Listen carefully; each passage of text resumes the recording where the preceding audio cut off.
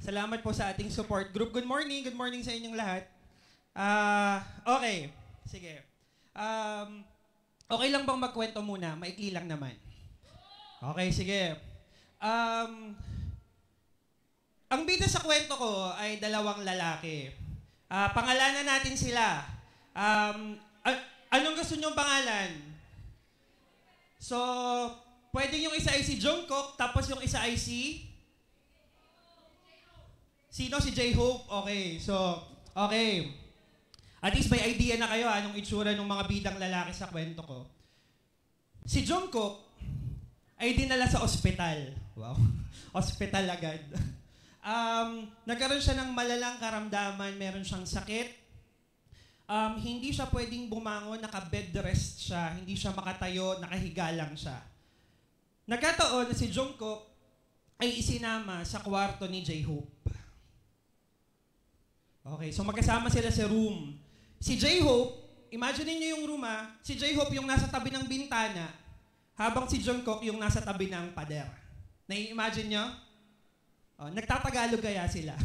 Malamang hindi. Okay. Ilang araw na si Jungkook ay nakahiga doon sa kanyang kama, hindi makabangon, hindi makatayo. At nakikita ni J-Hope, wow, ang ganda ng pangalan, ni J-Hope, na nawawala ng hope si Jungkook.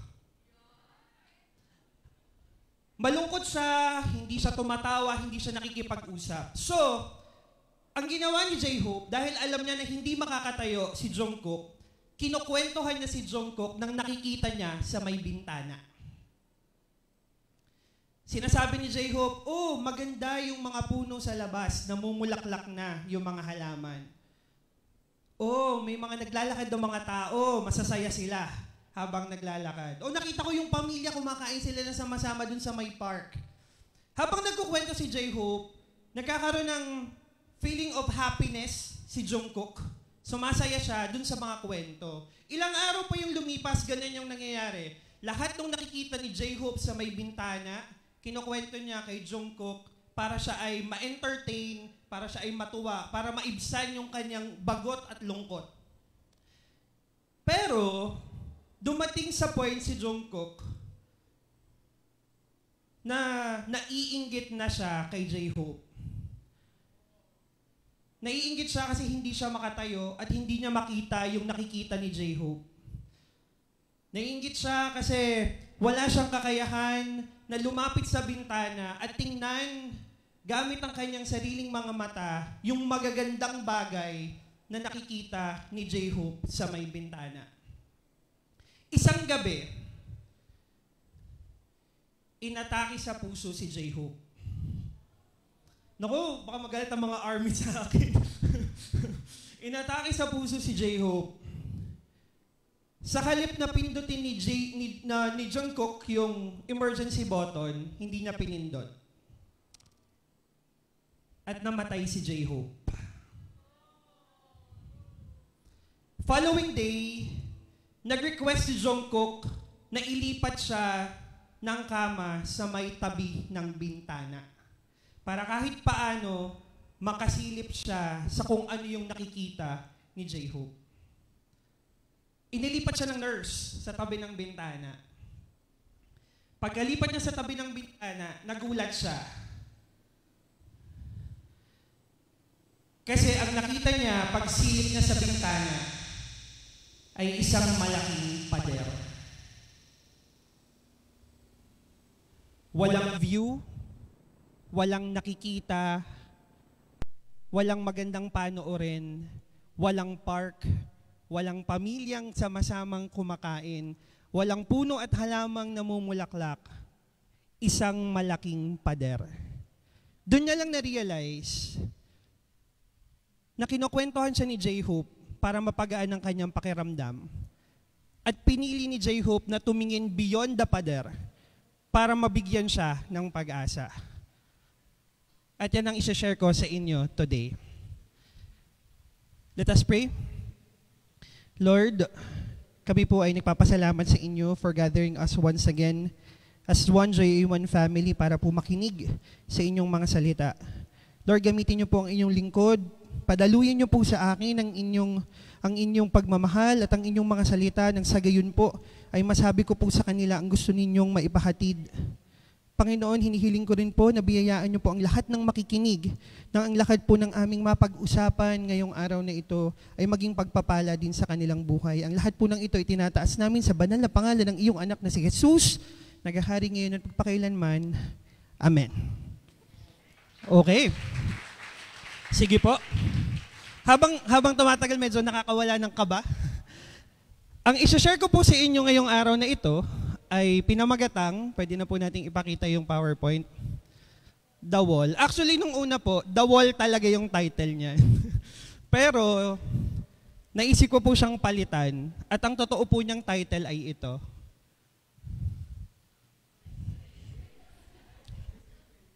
Bakit po Ice Ice Baby?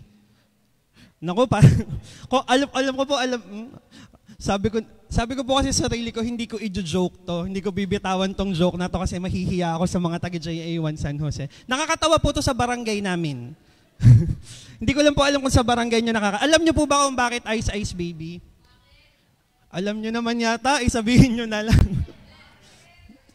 Okay, ang title po nito ay Ice Ice Baby kasi di ba, parang ayoko talagang gawin. Wag na po natin. Kasi nga po, Ice Ice Baby. Ding ding ding ding, puro ding ding. Okay. Sige na po, hindi ko na po ulitin. Pero sa barangay po talaga namin nakakatawa 'yon. Okay. So, pag narinig niyo po yung antang Ice Ice Baby, pakisabay na lang po ano. Okay. How to break the wall of negativity. Yun po yung gusto nating basagin ngayong araw na to. How to break the wall of negativity. If you're going to Google online at maghahanap po kayo ng tips how to stay positive, how to be positive, how to avoid negativity in your life, marami po kayong makikitang suggestions, tips, recommendations na mga pwede niyong gawin. Ako po ay pumili lang ng 6. Okay? At ang una po doon ay focus on the good things. Challenging situations and obstacles are a part of life. Sino dito ang may problema? Sino dito ang may pinagdadaanan? Sino dito ang nakakaranas mahirapan, nakakaranas mapagod, nakakaranas ng iba't ibang challenges sa buhay? Alam niyo kung bakit? Tanungin niyo ako kung bakit. Kasi buhay pa kayo. Challenges are all a part of life. Lahat po tayo nakakaranas ng mga pagsubok dahil po tayo ay buhay pa. At ipagpasalamat niyo pong nakakaranas kayo ng pagsubok sa buhay dahil ibig sabihin lang noon, sinosustain ni God ang buhay ninyo. Next slide po tayo. Next po. Anong nakikita nyo?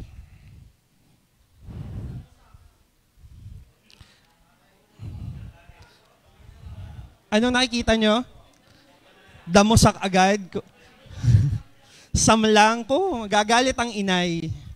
Okay. Ang una ko pong napansin dyan, hindi ko lang po alam kung napansin nyo, mas marami po yung sauce sa damit kaysa sa dun sa pasta. Napansin nyo po ba? Okay.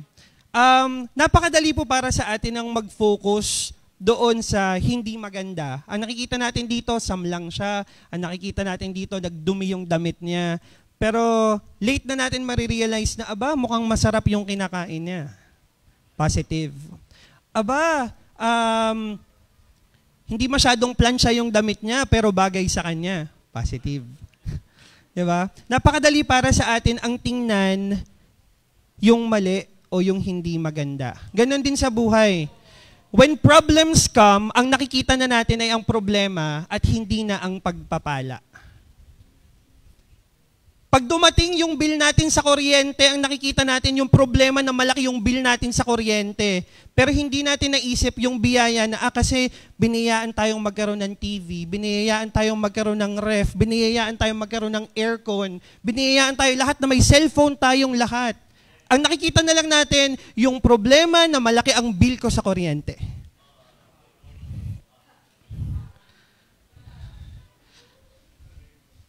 Kapag halimbawa, nakita natin na yung laman ng ating pantry, kung may pantry tayo, bigasan na lamang. Okay, yung laman ng ating bigasan ay paubos na. Ang naiisip natin, paubos na ang ating bigas. Saan tayo kukuha ng pambili ng bigas? Pero, naiisip pa natin na magpasalamat dahil nakakain tayo ng biyaya ng bigas na yon. Napakadali para sa atin ang pagtuunan ng pansin ang mga problema at negatibong bagay. Pero ang nakakalimutan natin ay tingnan kung ano ang maganda. Next slide tayo. Anong nakikita nyo? Mas madaling tingnan yung red na tuldok kaysa sa puting background, no? Ganun kasi yung mata natin. Ang nakikita natin, yung hindi tama, yung kakaiba, yung lumulutang. Pero puting-puti yung screen. Nakikita nyo ba yung puting screen? Ano ang pinipili mong tingnan?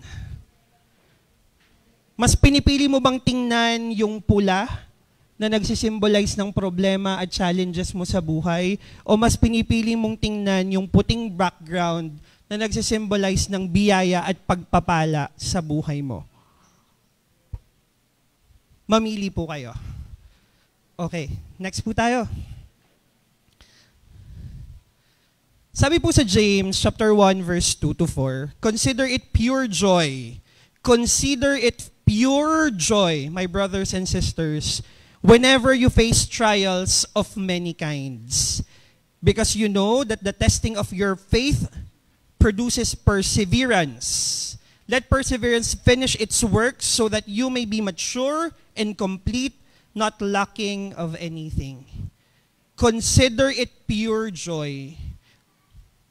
Hanapin niyo po ang kaligayahan, mga kapatid, sa pagkakaroon ng mga problema at challenges sa buhay. Bakit? Kasi yung mga challenges po sa buhay ang nag-i-improve sa inyong pagkatao. Ang nag-i-improve sa inyong relationship with God. Ang nagiging problema po kasi sa atin, the reason why we cannot really focus on the good things is because hindi po maayos yung relationship natin kay Lord. Next tayo. Sabi po sa Isaiah chapter 41 verse 10, familiar tayong lahat dito sa verse na to. Fear not, for I am with you. Be not be dismayed, for I am God. I will strengthen you, I will help you, I will uphold you with my righteous right hand. Ang sinasabi sa inyo, huwag kang matakot, huwag kang mawala ng pag-asa, kasi nandito ako ang Diyos mo, at hindi kita pababayaan.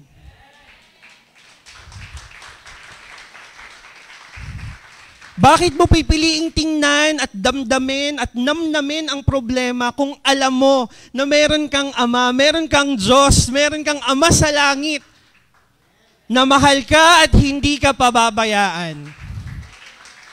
Problema lang yan. Si Lord yun. Okay? Problema lang yan. Si Lord yun.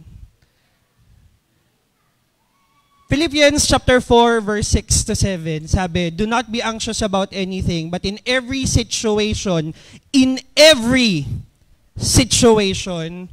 by prayer and petition with thanksgiving, present your requests to God. Kahit anong pangyayari sa iyong buhay, ilapit mo sa Diyos.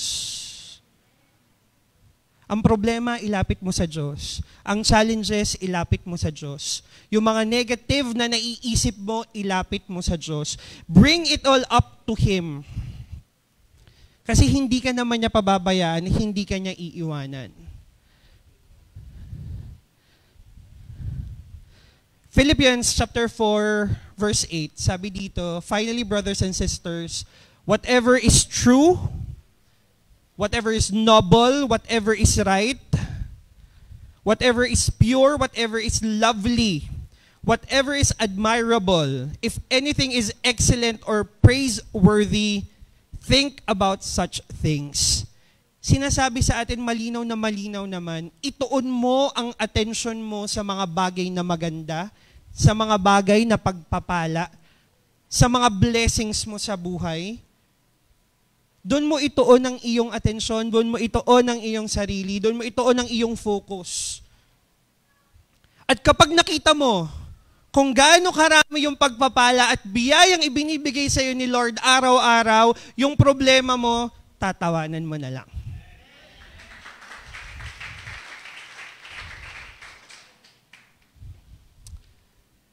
So una, focus on the good things. Okay? Pangalawa, practice gratitude. Kailan kayo huling nagpasalamat sa Diyos? Nagpasalamat ba kayo ngayong umaga na kayo ay buhay pa? Nagpasalamat ba kayo ngayong umaga na buhay pa yung mga mahal niya sa buhay? Nagpasalamat ba kayo ngayong umaga dahil may tubig at nakapanligo kayo o naligo ba lahat? O kayo, naligo ba kayo? Sige. Nagpasalamat ba kayo na meron tayong kuryente, meron tayong aircon ngayon dito sa church? Napakahirap kasi sa mga tao minsan ng magpasalamat. Kasi ang gusto lang nating ipagpasalamat ay yung malalaking bagay. Salamat po may bago kaming bahay. Salamat po may bago kaming sasakyan. Salamat po nakagraduate na yung anak ko ng pag-aaral. Salamat po kasi nanalo kami sa loto. Salamat po kasi napakaraming mga minsanang bagay na gusto nating ipagpasalamat. Pero nakakalimutan natin yung mga pang-araw-araw na biyaya ay dapat ding ipagpasalamat. Salamat sa aking kaibigan. Salamat sa pagkakataong ito na tayo ay nakikinig ng salita ng Diyos. Salamat sa fellowship dito sa JA1 San Jose. Salamat sa biyaya ng internet kasi yung mga kasama nating nanunood online, nararamdaman din nila yung pagpapala ng Diyos na ibinibigay na nandito sa present sa atin sa church.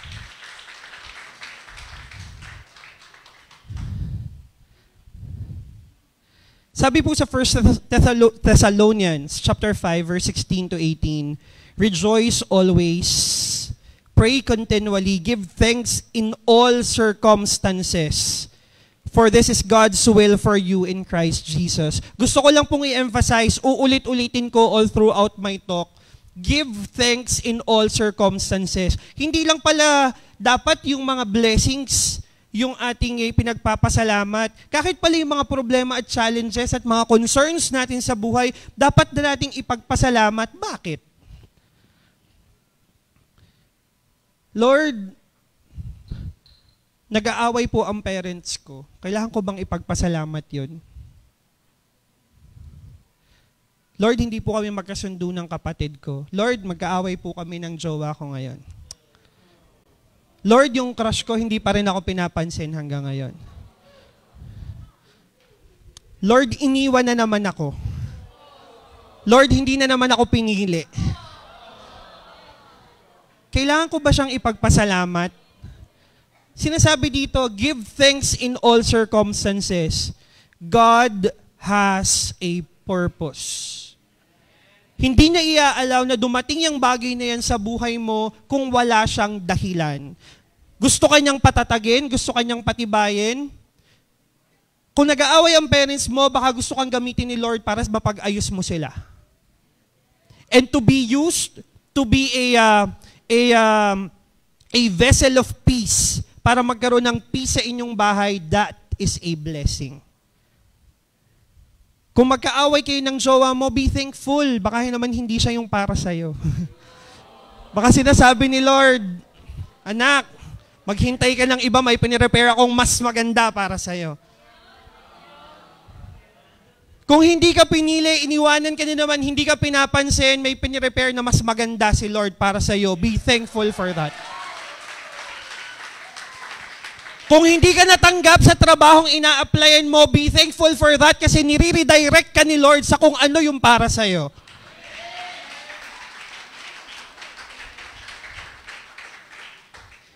Hindi lang yung malalaking bagay, hindi lang yung mga blessing na bagay na tinitingnan ng ating mata ang dapat nating ipagpasalamat. Again, give thanks to the Lord in all circumstances.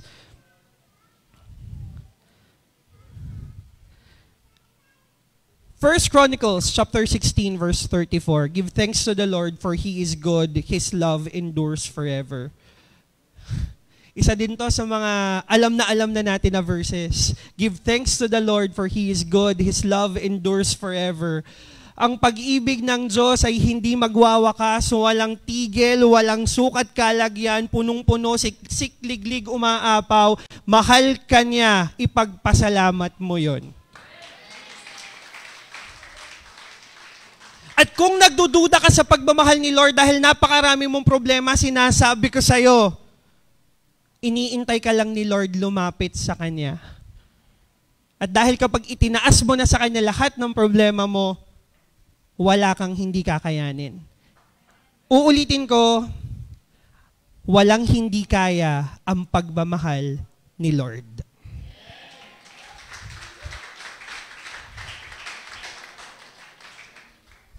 Pangatlo,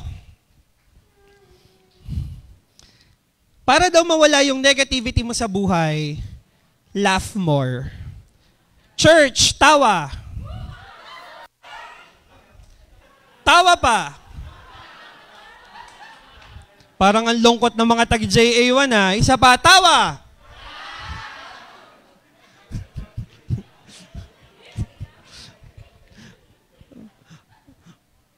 Okay? Tingnan nyo nga yung katabi nyo. Mukha ba siyang blessed?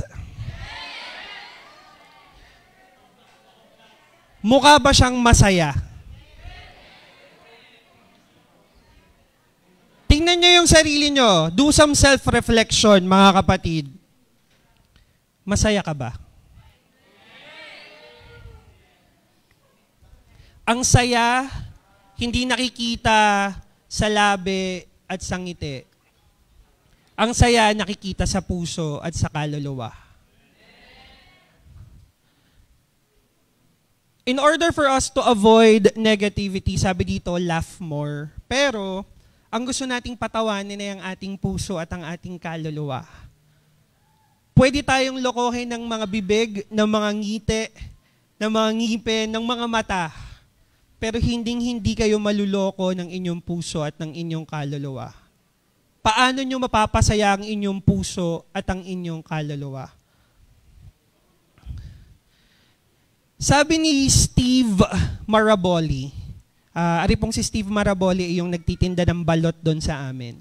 Tuwing hapon po, lumalabas yan. Masipag po yan eh. Minsan po nagpe-pedicab din yan.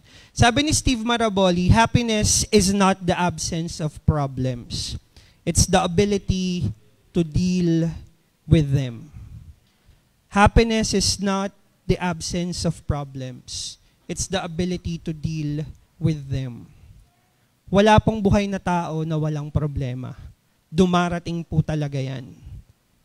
Ang pinakamahalaga dito is how are you going to deal with those problems, with those circumstances. Paano mo siya haharapin? Proverbs chapter 17 verse 22. A cheerful heart is good medicine, but a broken spirit saps a person's strength. Pagod ka na ba? Nanlulumo ka ba? Pinanghihina ka ba ng problema mo? Nawawalan ka ba ng pag-asa? Nawawalan ka ba ng tiwala sa sarili mo? A cheerful heart is a good medicine. Ang isang masayang puso ay napapagaling yung ating mga nararamdaman. Pero kung ang iyong kaluluwa ay kulang ang sustansya at kulang ang saya, kakainin yan ang lakas mo at lalo kang manghihina. Nakwento ko na to nung nag-new skin tayo. Before I joined JA1 San Jose, I applied for a 2-month vacation from work. Ako po ay nagpaalam sa aking mga bossing, ma'am, sir, ako po ay magpapaalam ng 2 buwan kasi ako po ay pagod na. Napakarami pong problema, napakarami pong stress, hindi na po kaya ng aking isip, hindi na po kaya ng aking puso, aking emosyon, ang mga bagay-bagay. Ako po ay biniyayaan naman ng 2 linggong bakasyon.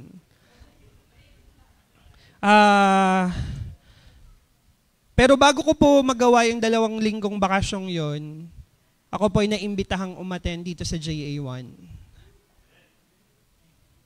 On my first day of attendance, naramdaman ko po na may nagbago sa akin. Following week, umattend po ulit ako at naramdaman ko pa rin na gumaganda yung pakiramdam ko. Alam nyo kung bakit? Doon ko na-realize na hindi isip ko, hindi ang katawan ko, hindi ang emosyon ko ang pagod. Ang pagod ay ang aking kaluluwa. Kasi wala akong relationship with God.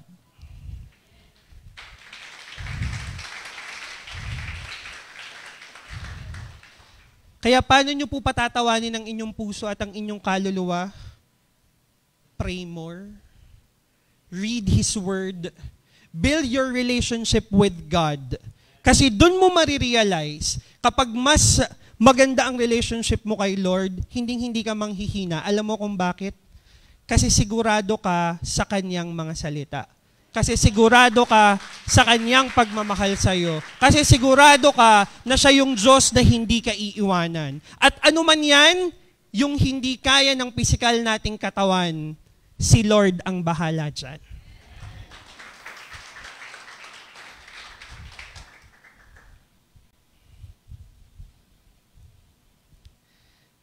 Psalm 144 verse 15. Happy are the people who have all this. Yes, happy are the people whose God is the Lord.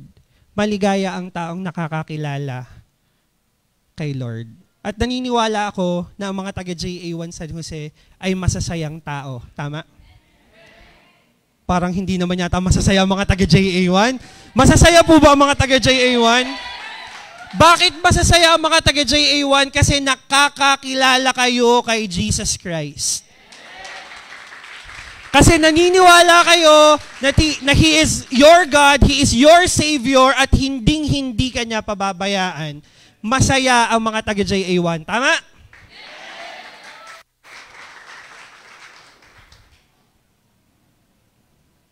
Pero kung naniniwala ka na si Jesus Christ hindi ka iiwanan, bakit lagi ka pa rin nangangamba?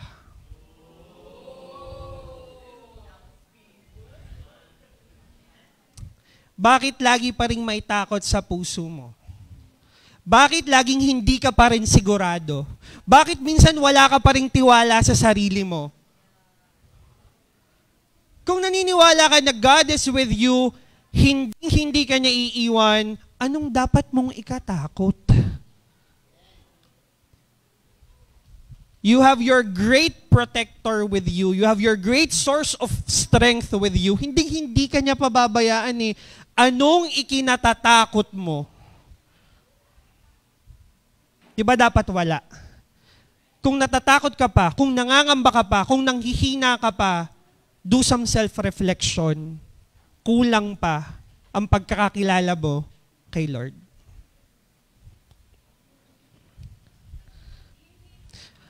At tumahimik ang JA1 San Jose. Pas, kamusta po kayo? Okay, pang-apat. Number 3 ang nakalagay dyan, pero pang-apat yan. Sorry po, hindi ko na-edit. Spend time with positive people. Di ba sabi nila, tell me who your friends are, and I'll tell you my friends, tapos gawin natin silang life group. Okay. Tell me who your friends are and I'll tell you who you are. Sabi nila yon. Pero, sabi sa study, wow, you become like the 5 people you spend the most time with. So, tingnan nyo kung sino yung 5 taong lagi nyong kasama, nagiging katulad na nila yung personality nyo. Kaya napakahalaga na mamili ka kung saan ka sasama. 2 things. Kung ang goal mo, i-convert yung mga hindi nag-church or walang relationship with God para makakilala sila kay Lord, okay, go, samahan mo sila. Pero, kung mas mahina ang faith mo, baka madala ka nila. Always make sure to choose the people you go with. Ako po ay masaya na dito sa JA1, meron tayong mga life group. Ako po ay masaya dahil nakikita ko po yung suporta, ng isa't isa sa bawat isa, lalo na kung may mga pinagdadaanan, may mga challenges sa buhay. Ako po ay natutuwa na tayo ay bukas, tayo ay open na magkaroon ng group relationship with the Lord sa pamamagitan ng group worship, pagdadasal ng sama-sama. Ito po ay napakahalagang bagay. Sabi po sa Proverbs 13:20, walk with the wise and become wise. Associate with fools and get in trouble. We are given free will to decide on what we want to do with our lives. Binibigyan po tayo ng kalayaang magdesisyon at mamili sa kung ano man yung gusto nating gawin sa ating buhay. Mga kapatid, pumili po kayo ng tama. Kung pakiramdam nyo, nakilala nyo na yung mga tamang tao, huwag nyo silang iiwanan. Kung sa tingin niyo yung mga kasama nyo, hindi pa sila sapat, yung relationship nila kay Lord, kayo ang humila sa kanila. Huwag kayong magpahila sa kanila. Remember, na napakalaki po ng degree of influence ng mga taong nakapaligid sa atin. Pero, lalaki lang yung degree of influence nila kung hindi tayo sigurado sa ating sarili. Kung sigurado ako na mahal ako ni Lord, kahit sino pa yung lumapit sa akin walang relationship with God, hindi nyo ako mahihila sa inyo. Kung sigurado ako na ang buhay ko ay gagamitin ko sa service, para sa glory ni Lord, kahit yung mga kasama ko sa paligid ko ay walang pakialam, kay Lord, hindi nila ako madadala.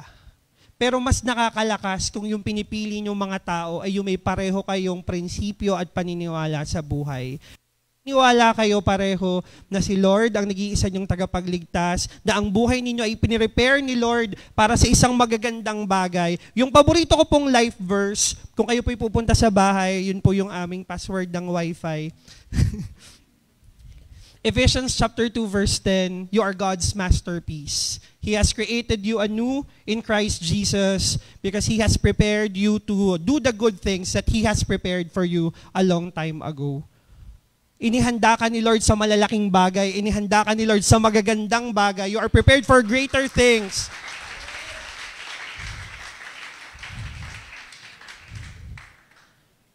Manghihina ka kung ang sasamahan mo ay puro chismosa. Manghihina ka kapag ang sasamahan mo ay mga ano nga ang kalaban ng sino nga ang kalaban sa Transformers? Sinegatron? Sinegatron? Oh. Nakakatawa din yun sa Banay-Banay. Bakit kaya dito hindi?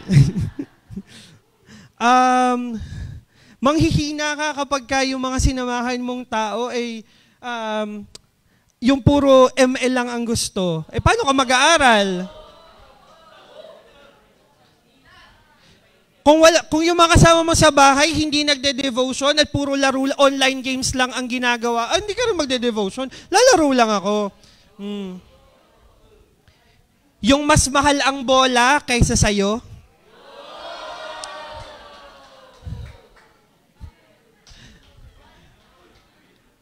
yung mas nalilinis yung motor kaysa sa pagsasama nyo, yung mas okay road trip kasama ang barkada kaysa sa pumunta sa church at makilala si Lord. Pumili kayo ng mga tamang tao. Pumili kayo ng mga tamang tao. At kung sa ngayon, alam mo sa sarili mo na hindi ka pa rin tamang tao, mag-isip ka, Brad, sisters. May paraan po para maging tamang tao. Kilalanin mo yung Creator mo. Kilalanin mo yung Creator mo. Napakahirap pong magpaka-positive kung yung lahat ng naririnig mo ay negative.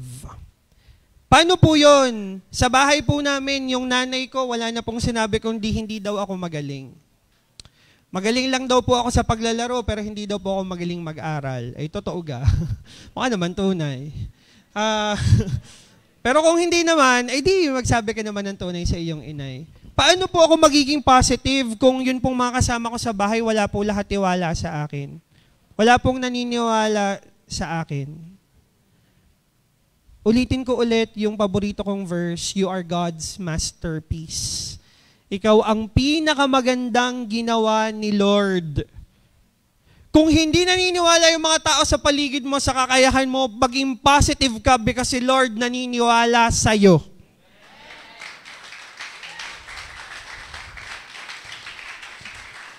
Kung ang mundong to pinagdududahan yung kakayahan mo, maging positive ka because si Lord alam na higit pa dyan ang kaya mong gawin. Kung umuuwi ka sa bahay, diretso sa kwarto, mag-isa, nalulungkot kasi walang nagsasabi sa iyong kaya mo yan. Tumahimik ka, magdasal, mararamdaman mo, niyayakap ka ni Lord at sinasabi niya sa iyong, hindi mo yan kaya, pero kaya natin yang dalawa.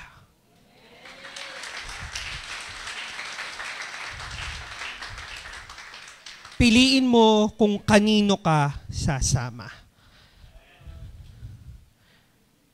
Okay pa? Okay. Sige po. 1 Corinthians chapter 15 verse 33. Do not be misled. Bad company corrupts good character. Totoo po yan.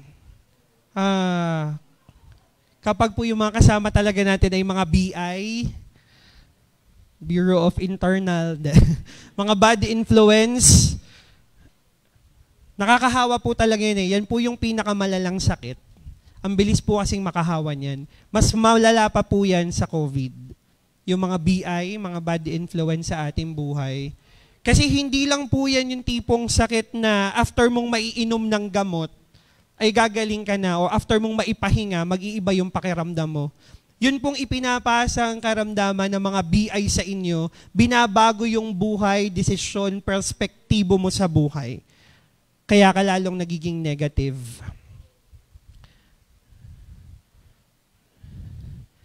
Kahit po gaano kaganda yung ating pagpapalaki, lalo na sa mga magulang na nandito, pagpapalaki sa ating mga anak, hindi naman po natin sila mababantayan 24/7. May mga tao po sa paligid nila na sila makakausap, makaka-interact, magkakaroon sila ng communication at relationship with. Make sure na paalalahanan po natin sila to choose the right people to be with. Choose the right people to be with. And kung meron pong nagyayaya sa inyo na huwag ka nang mag-church, mag-mall na lang tayo, hindi sila tamang tao. Huwag kang masyadong magdedikit sa kanila. Kung kaya mo silang hilakin papunta dito, very good. Kung kaya mong sila yung i-convert papunta dito, very good. Pero kung hinihila ka nila to go away or to move away from Christ, hindi sila tamang tao. Lumayo ka sa kanila. Number 5. Number 5 po ito, pasensya na po ulit sa numbering. Learn to forgive. Napatawad mo na ba yung taong nanakit sa'yo? Opo, napatawad ko na po siya, pero hindi ko po makakalimutan yung ginawa niya sa akin. Hindi mo pa siya napapatawad. May bubog pa eh. Hindi ko po makakalimutang iniwan niya ako kailangan ko siya. Hindi mo pa siya napapatawad. Hindi ko po makakalimutang ipinagpalit niya po ako doon sa mukhang palakang yon. Hindi mo pa napapatawad. Learn to forgive. Pero sino ba yung mga dapat nating patawarin? Una, yung mga taong malalapit sa atin. Simula tayo sa bahay. Meron ba kayong hindi pagkakaunawaan ng parents mo? Matuto kang magpatawad. Piliin mong magpatawad. Nararamdaman mo bang hindi ka sinusuportahan ng parents mo sa mga gusto mong gawin? Matuto kang magpatawad. Pakiramdam ba ng mga magulang, hindi sila binibigyan ng oras ng kanilang mga anak? Piliin yung magpatawad.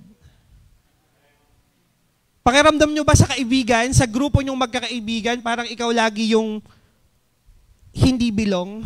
Parang may grupo silang, piliin yung magpatawad. Kung may nanakit sa'yo, may nang iwan sa'yo, may hindi pumili sa'yo, piliin mong magpatawad. Ephesians chapter 4, verse 32. Be kind and compassionate to one another, forgive each other, just as in Christ God has forgiven you. Magpatawad kagaya ng pagpapatawad ni Jesus Christ sa atin. Walang bakit, walang pero, buong pusong pagpapatawad lang. Kaya mo bang ibigay yun? Kaya mo bang ibigay yun? Hindi mo kayang ibigay yun kung hindi mo kayang patawarin ang iyong sarili.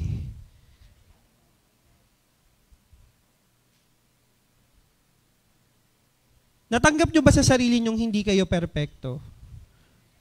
Tanggap nyo ba sa sarili nyo na may mga pagkukulang kayo? Tanggap nyo ba sa sarili nyo na meron kayong mga kakayahan na hindi nakulang para doon sa mga bagay na gusto nyong gawin? Kaya nyo bang patawarin yung sarili nyo? Kasi hindi nyo kayang ibigay ang pagpapatawad sa iba kung hindi nyo kayang patawarin ang inyong mga sarili. You cannot give what you do not have. Pero alam nyo, kung ano yung nakakapagpapositive sa akin sa tuwing sinasabi ko yung pagpapatawad sa sarili, sa tuwing iniisip ko na meron akong Ama sa langit, nakilala ako at tanggap ako despite and in spite of all may mga pagkukulang ko, mga kamalian ko, mga hindi magagandang nagagawa ko. Meron akong Ama sa langit na patuloy na nagmamahal at tumatanggap sa akin kahit hindi ako perpekto. Kahit hindi ako yung pinakamagaling sa klase namin, kahit hindi ako yung pinakamagaling dun sa trabahong ginagawa ko, naiintindihan kong tanggap ako ni Lord, minamahal niya ako, at hindi magiging basihan yung aking kasalukuyang kalagayan para patuloy niya akong mahalin. Kaya kaya kong patawarin yung sarili ko. Ikaw, napatawad mo na ba yung sarili mo? Ay, inside joke po namin yan. Nakita ko po kasi si Eliza. Sorry po. Okay. Nakita ko po kasi si Eliza, pasensya na po. Okay. Paano po yun? Napatawad ko na naman po yung nanay ko, paulit-ulit ko na nga po siyang pinapatawad kahit po siya ay bungangera. O yung tatay ko po, kahit hindi niya sinusuportahan yung mga gusto kong gawin sa buhay, lagi na lang pong galit, pinapatawad ko naman po siya. Paulit-ulit na lang po ako magpapatawad. Guys, Matthew chapter 18 verse 21 to 22, sabi po ni Peter, Lord, how many times shall I forgive my brother or sister who sins against me? Up to 7 times. Sabi ni Lord, hindi 7 times, 77 times. Hanggat kaya mo siyang patawarin, patawarin mo.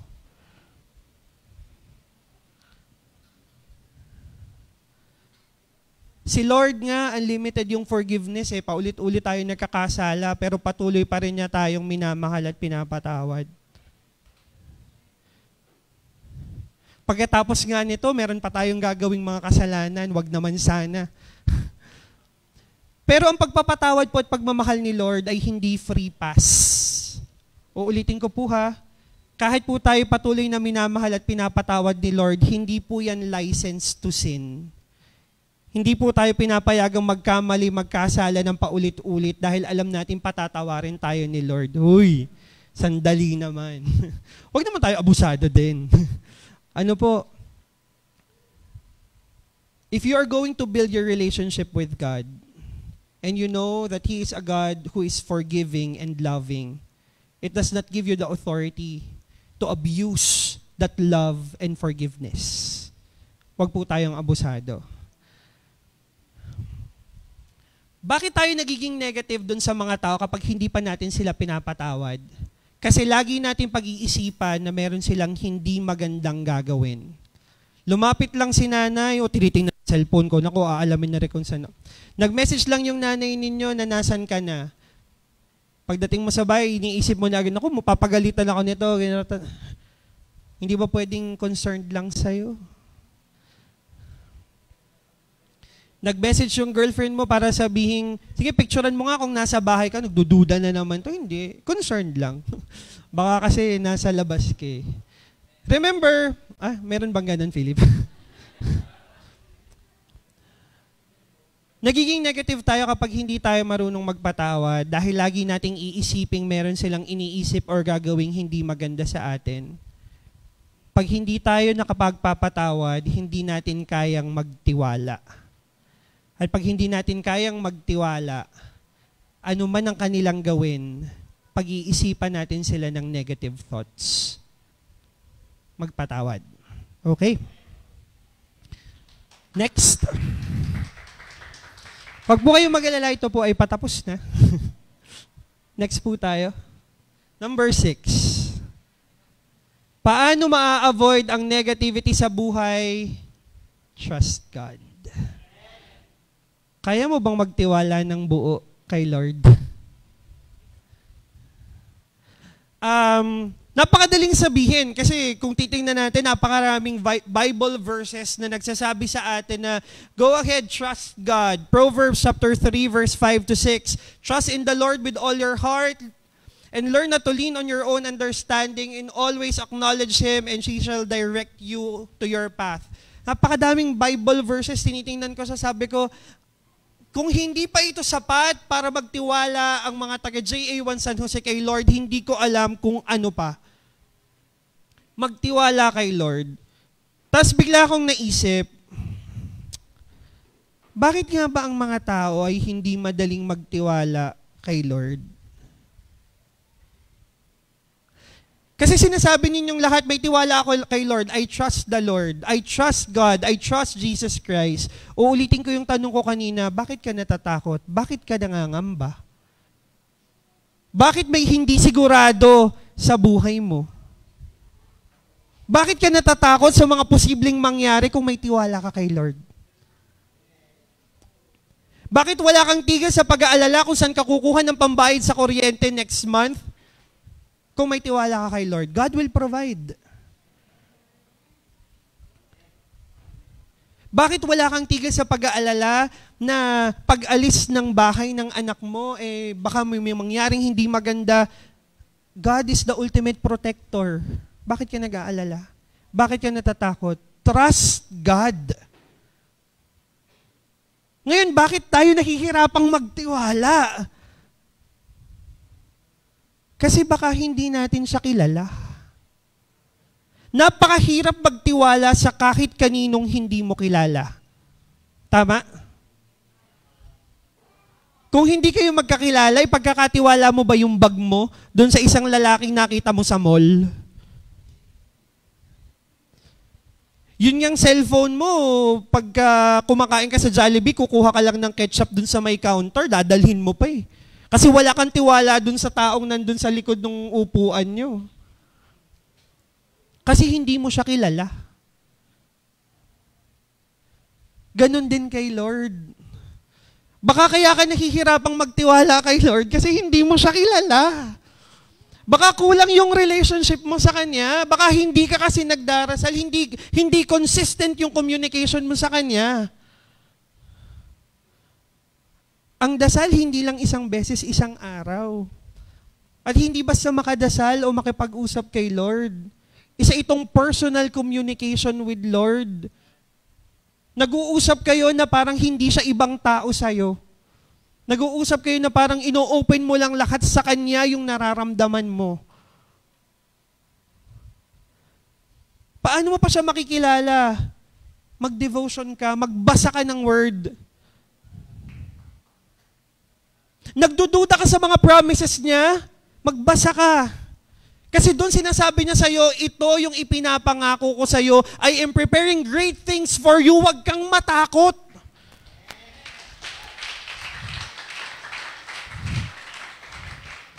Lagi mong iniisip kung anong mangyayari bukas. Lagi mong iniisip kung mangyayari sa isang linggo, sa isang taon.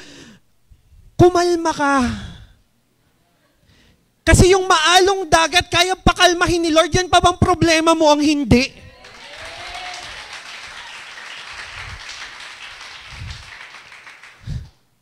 Kung hindi okay yung takbo ng karera mo, ng pag-aaral mo, ng negosyo nyo, kumalma ka. Inaayos na yan ni Lord. Pero, iniintay niyang lumapit ka sa Kanya. Kasi ang tendency ng mga tao, pag nagkakaproblema, pag nagkakaroon ng mga bumabagabag sa kanilang mga puso, ang tendency nila is to move away from Christ at i-focus ang atensyon sa problema. Hindi. Focus your attention kay Christ and He will take care of the rest.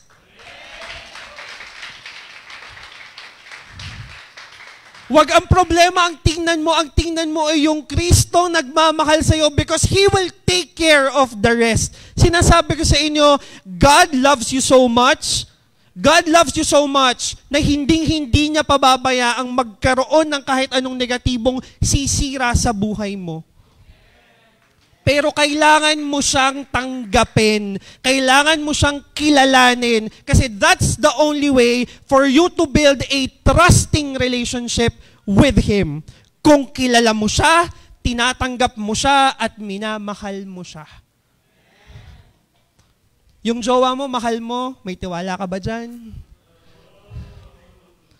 Kung yung pagtitiwala mo sa jowa mo, ay kagaya din lang ng ibinibigay mong tiwala kay Lord, hindi, kulang na kulang pa. Walang kayang magmahal sa'yo ng kagaya ng pagmamahal ni Jesus Christ sa'yo. If He was willing to give His life for all of you, wala siyang hindi kayang ibigay para sa'yo. Walang dahilan para hindi ka magtiwala sa Kanya. Okay tayo? Amen. Praise the Lord.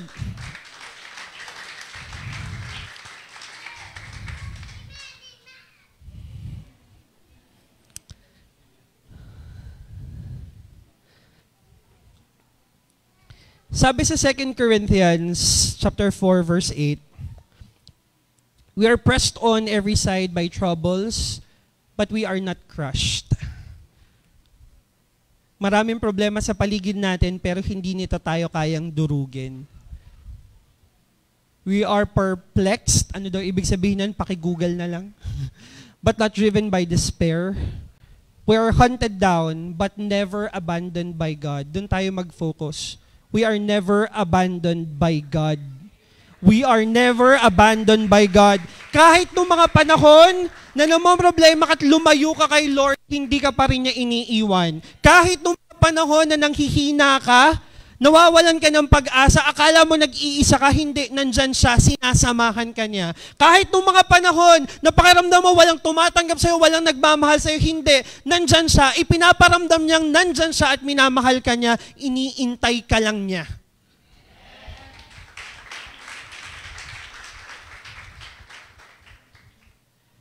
Trust God.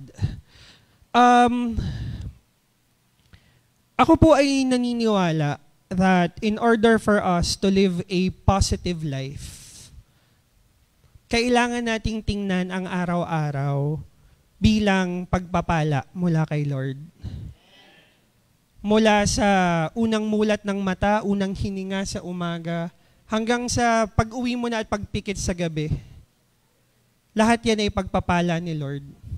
Everything in between, pagpapala yan ni Lord. Kailangan mo lang makita on a better perspective. Doon mo lang magagawang wasakin yung wall ng negativity. Kapag nabigyan mo ang sarili mo ng pagkakataong makita ang mundo sa pamamagitan ng pagtingin sa mata ni Lord. Balik tayo dun sa kwento. Sabi ni Jungkook tsaka ni J-Hope. Ano ang pinili ni J-Hope? Pinili niyang tingnan hindi yung pader. Ang pinili niyang tingnan ay yung mundo na maganda na pinirepair ni Lord para sa atin. Kung sa ngayon, ang nakikita mo lang sa buhay mo ay ding-ding, ding-ding, puro ding-ding, ice, baby. Naisingit ko pa talaga. Kung ang nakikita mo lang sa buhay mo ngayon ay puro dingding, puro walls, Kapatid, sinasabi ko sa'yo, kayang durugin ni Lord ang wall na yan. Magtiwala ka lang. Pero kung umabot sa punto na hindi man mag-break yung wall na yan, kapatid, iaangat ka ni Lord over the bakod, papunta dun sa paradise sa binigay niya sa'yo.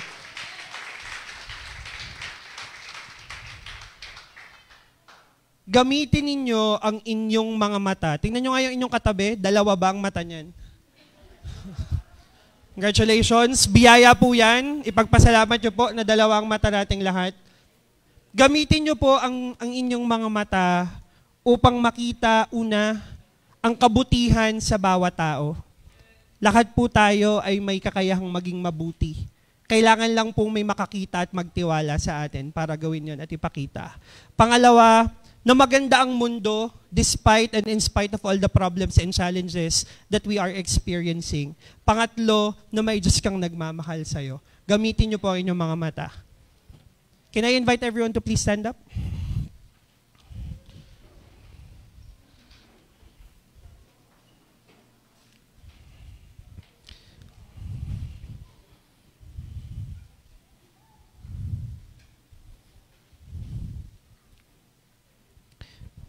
Lord Jesus Christ, kami po ay nagpapasalamat. Pinupuri po namin kayo at pinapasalamatan sa araw na ito na ibinigay niyo po sa amin. Panginoon, alam po namin na marami pong pagsubok at challenges pa ang darating sa aming mga buhay. Alam po namin na sa araw-araw na paglalakbay namin sa mundong ito, marami pong mga bagay na sa tingin namin ay hindi maganda ang mangyayari. Pero alam po namin na hindi nyo kami iiwanan. Panginoon, hinihiling po namin na tulungan nyo kaming i-focus ang aming atensyon sa kung ano yung bagay na maganda, kung ano yung bagay na mga pagpapala. Hayaan nyo pong mas makita ng aming mga mata yung napakaraming blessings na araw-araw mong ipinagkakaloob sa amin. Hayaan nyo pong makita ng aming mga mata yung mga pagpapalang araw-araw mong ibinibigay, Panginoon. Lord, alam po namin na mas madali ang makita ang mga problema, mas madaling makita yung mga negatibong bagay sa mundo. Pero Panginoon, hinihiling po namin na i-cover nyo po ang aming mga mata at ipahayag nyo po sa amin, ihayaan nyo pong makita namin ang mundo sa paraang gusto ninyong makita namin ito, Panginoon. Lord, hinihiling po namin sa inyo na turuan nyo po kaming magpasalamat. Turuan nyo pong makilala namin ang araw-araw na biyayang ipinagkakaloob mo. Salamat kahit sa problema, kahit sa challenges, kahit po sa mga pagsubok na ipinagkakaloob mo. Tulungan mo po kami magkaroon ng grateful heart, Panginoon, ng pusong marunong magpakilala at magpasalamat sa iyo. Lord, turuan nyo rin po kaming tumawa ng mas madalas. Turuan nyo po ang aming mga puso na mas maging masaya. Alam po namin na magiging masaya lamang kami kung mas makikilala ka pa namin ng lubusan. Kung makakabuo kami ng mas matibay, mas malakas na relasyon kasama mo at kasama ng iyong pagmamahal, Panginoon. Lord, we are praying as 1JA, One Community na sana po ang bawat isa na naririto ngayon, kasama rin po yung mga kasama namin online, ay biyayaan nyo po ng masayang puso, Panginoon. Lord, patuloy nyo rin po kaming i-guide na makasama ang mga tamang tao sa aming buhay. Alam po namin na marami kaming makikilala sa mundong ito. Hayaan nyo po na proteksyonan mo kami, Panginoon. I-guide nyo po kami dun sa mga tamang tao na maglilid sa amin papalapit sa iyo. At kung magkakataon pong mabibigyan kami ng pagkakataon, Lord, na kami naman po ang maging tamang tao para sa iba, hayaan nyo pong i-lead din namin sila papalapit sa iyo, Panginoon. Lord, tulungan niyo po kaming magpatawad. Marami po ang nananakit sa amin araw-araw. Marami po ang mga hindi nagtitiwala sa amin, Panginoon. Marami po ang nagsasalita ng hindi magaganda tungkol sa amin. Marami po ang hindi sumusuporta sa mga gusto namin sa buhay. Lord, turuan niyo po kaming magpatawad. Pero higit po sa pagpapatawad sa iba, Lord, turuan niyo po kaming magpatawad ng aming mga sarili. Natanggapin na hindi kami perpekto. Natanggapin na meron kaming mga pagkukulang.